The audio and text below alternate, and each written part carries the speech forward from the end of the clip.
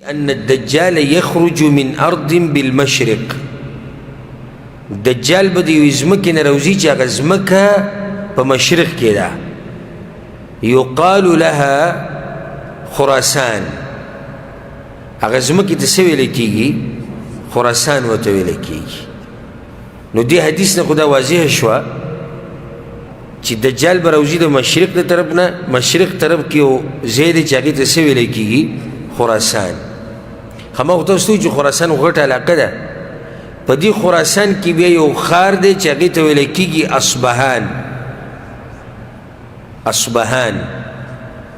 او دا ایران چې کوم نن سبا ملک دی، د دې ایران په ښارونو کې یو لوی ښار دی هغې ته ویل کېږي اصبهان. اوس هم شته، پخوانی ښار دی دا، او دا د ایران په شمال کې واقع دی دا ښار. او د هغوی چې کومه دار خلافت دی طهران، د طهران نه دا اصبهان تقریبا 340 کیلومتره لري دی. نو دجال به بالکل پیغمبر صلی الله علیه وسلم تعیین کړی حدیث کې چې د دغه ښار نه به راوځي چې د هغې نوم څه دی؟ اصبهان. نو درې خبرې شوې. جهت کم یو د عام جهت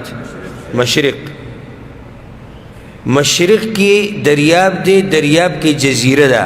دا دجال به دغه جزیرې نه راوځي، بیا به څه وخت هلته تېروي، او د هغه ځای نه چې جزیرې نه دی راووتو دی به خراسان ته ورننوځي، ځکه چې خراسان ورته نږدې دی که نه. نو خراسان خو غټه دنیا ده، غټه علاقه ده. په خراسان کې به دی چېرته ځي؟ دی به اصبهان ته ځي، چې هغه نن سبا کوم ځای کې دی؟ ایران کې دی. دلیل په دې باندې په صحیح مسلم کې دا حدیث دی.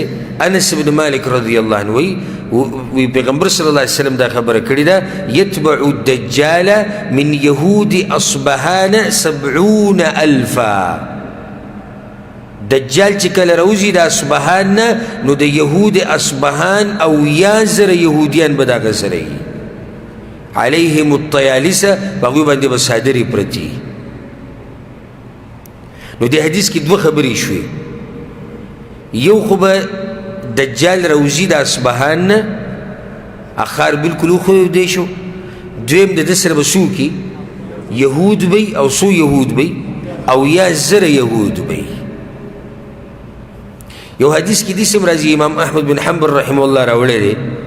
عایشه رضی الله عنها هغه نقل کوي د پیغمبر صلی الله علیه وسلم نه چې هغه دا خبره کړې دجال په باره کې: انه یخرج فی یهودیة اصبهان.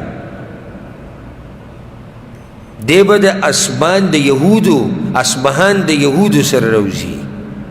دجال به د اصبهان د یهودو سره راوځي. سبحان الله. او دغه روافضو ته چې وګورې، نو دا ټول د دجال ملګري دي، او راوځي به هم د دوی د علاقې نه، د دوی د ملګری. اوس هم په ایران کې اوس دا ګوره حقیقت چې ډېرو ته نه دی معلوم، باقاعده ایران کې د یهودو د ځمکې دي، د هغوی تجارتونه دي، او هلته جمع کېږي.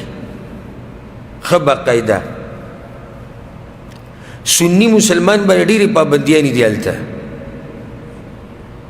ډېر سخت عذابونه او سزاګانې او قوانین او دا هر څه یې ښودي.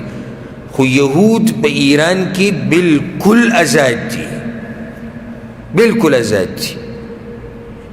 او ځکه شیخ الاسلام ابن تیمیه رحمه الله وایي چې دا روافض او شیعهګان دا د یهودو ټټوان دي.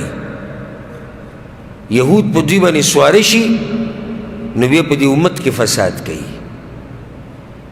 یهود کله په دوی باندې سواره شي، نو بیا دوی په مسلمانانو کې او په امت کې فساد کوي.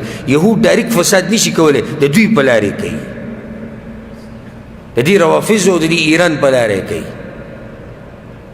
اوس په ایران کې بالکل یهودو ته کولا او ازادي ده چې څه کوي کولی شي، بلکې دغه ایران دی د هغوی په لاس کې.